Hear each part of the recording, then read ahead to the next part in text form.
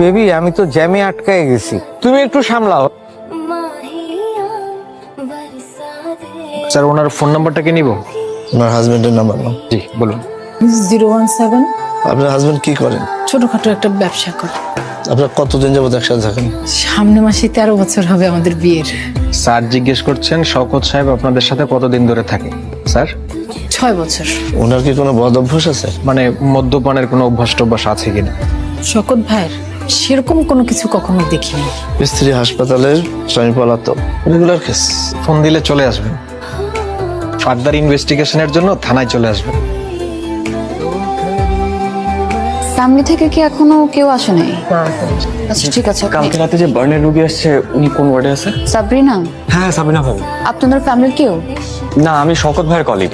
আচ্ছা ওনার হাজবেন্ড কোথায়? শওকত ভাই এখানে আসেন নাই? আমি তো নিউজটা শোনার পর থেকে ওনাকে কল দিচ্ছি, ওনার ফোন বন্ধ পাচ্ছি। ভাবছি এখানে এসে ওনাকে